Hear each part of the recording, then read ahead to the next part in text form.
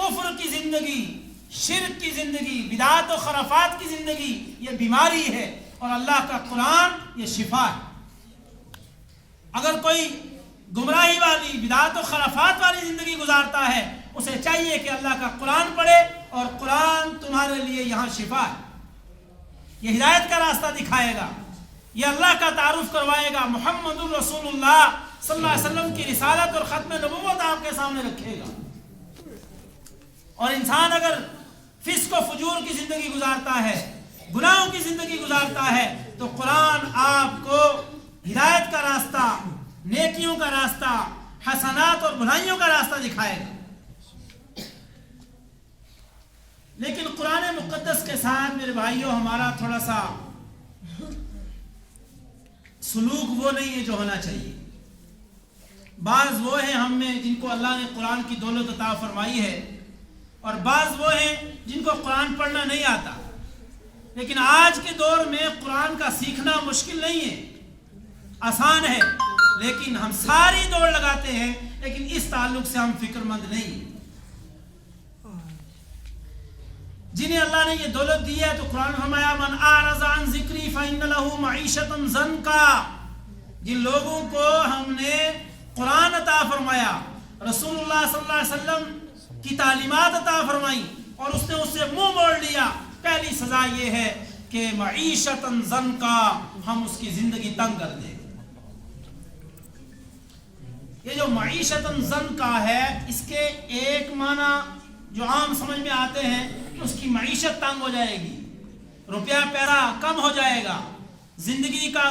اس کا جو گزران ہے وہ مشکل ہو جائے گا۔ اور ایک تفسیر خود جناب محمد الرسول اللہ صلی اللہ علیہ وسلم فرمائی کہ ضنکا کے معنی یہ ہے کہ اس کی قبر اس کے لیے تنگ ہو جائے گی۔ اور جو دوسرے معنی جو میں نے پہلے بیان کیے، اس صورت میں اس کے معنی یہ ہے کہ قناعت کی صفت انسانوں سے اٹھ جائے، یعنی مال ہے لیکن قناعت نہیں۔ قناعت کہتے ہیں تھوڑے پر صبر کر لینا، جو مل گیا اس پر صبر شکر کر لینا، اسے قناعت کہتے ہیں۔ تو فرمایا قناعت کی صفت اٹھ جائے گی، روزمرہ کی زندگی کے اس سے ساز و سامان حاصل ہیں، لیکن دل کا سکون نہیں، راتوں کی نیند ختم ہو گئی۔ کیوں؟ اس لیے کہ اس نے چادر اپنے پاؤں سے زیادہ بڑی پھیلا لی، اور وہ یہاں اور وہاں اور وہاں، ایک شہر سے دوسرے شہر اور دوسرے شہر سے تیسرے شہر میں آپ نے محلات تعمیر کرنے کے چکر میں جو حلال کمائی تھی وہ ختم ہو گئی، وہ پوری نہیں ہوتی، نہ رات سکون سے سوتا ہے نہ دن اس کا سکون سے گزرتا ہے۔ فرمایا معیشۃ ضنکا کے معنی یہ ہے کہ اس کی معیشت باوجود وسعت کے تنگ ہو گئی، اور پورا پورا گھرانہ، اور دور دور تک آپ لائن لگی رہے گی کہ سارے کے سارے مقروض، حالانکہ ان کا گزران اور اس کا ذریعہ اتنا ہے کہ وہ آرام کے ساتھ سکون سے اپنا 2 وقت کا کھانا کھا سکتے ہیں، چھت کے نیچے رہ سکتے ہیں، لیکن یہ ہے کہ ان کو اللہ نے جو صبر اور قناعت کی صفت تھی وہ اللہ نے ان سے چھین لی۔ اور دوسری طرح وَنَحْشُرُهُ يَوْمَ الْقِيَامَةِ أَعْمَىٰ، قیامت میں اللہ تعالیٰ ان لوگوں کو اندھوں کے ساتھ اٹھائے گے۔ قَالَ لِمَ حَشَرْتَنِي أَعْمَىٰ وَقَدْ كُنْتُ بَصِيرًا، وہ بندہ اللہ سے کہے گا اللہ میں تو بینا تھا، دیکھنے والا تھا، آپ نے مجھے اندھا کیوں اٹھایا؟ اللہ فرمائے کذالک آتتک آیاتی فنسیتها وکذالک اليوم تنسیٰ، ہماری آیتیں بھی تیرے پاس آئی تھیں، اللہ کا پیغام آیا تھا، رسول اللہ کا پیغام آیا تھا، تو نے اسے بلا دیا، پسے پشت ڈال دیا، لہذا ایسے ہی ہم نے بھی آج تجھے بلا دیا۔ تو قرآن مقدس کے ساتھ عشق جیسی محبت کیجیے، قرآن پڑھنے والوں کے ساتھ محبت کیجیے، جس کی زبان سے وہ قرآن مقدس پڑھا جاتا ہے، جو اللہ حکم الحاکمین نے جناب محمد الرسول اللہ صلی اللہ علیہ وسلم کے قلب اطہر پر اتارا ہے۔ تصور کریں، اللہ رب العالمین کا کلام ہے،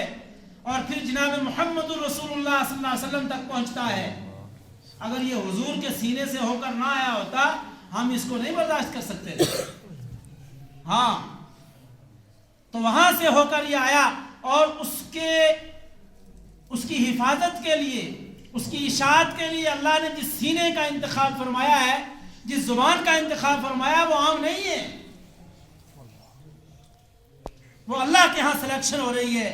اللہ رب العالمین اس کو منتخب کرتے ہیں۔ اور ہمارے گھرانے کا کمزور سے کمزور آدمی اور اس کا بچہ جو بعض دفعہ اسکولوں سے بھی ہٹایا اور دھتکارا ہوا ہوتا ہے کہ جس کو کچھ نہیں آتا، وہ ہمارا امام بنتا ہے۔ کیوں؟ اس لیے ان اللہ یرفع بہذا الکتاب اقواما، کہ اس کتاب کے ذریعے سے اللہ تعالیٰ بہت سے لوگوں کو عزتیں عطا فرماتا ہے۔ تو ایک تو اس کی قدر کرنا بہت ضروری ہے۔ جب تک ہم کتاب اللہ کی، قرآن مقدس سے جڑے ہوئے لوگوں کی قدر نہیں کریں گے اپنے دلوں میں، خدا کی قسم یہ اس قرآن سے ہمیں نفع نہیں ہوگا۔ رمضان المبارک کا مہینہ آ رہا ہے اور عام طور پر ہوتا ہے کہ حفاظ سے شکایت ہوتی ہے، دیر سے پڑھتے ہیں، وقت زیادہ لگاتے ہیں۔ تو میرے بھائیوں، اپنے مساجد کا ماحول ایسا بنائیے، دور سے لوگ نماز پڑھنے اس لیے آئیں کہ وہاں امام صاحب ٹھہر ٹھہر کے پڑھتے ہیں، وہاں امام صاحب قرات کرتے ہیں تو محسوس ہوتا ہے کہ ہم مسجد نبوی میں کھڑے ہیں،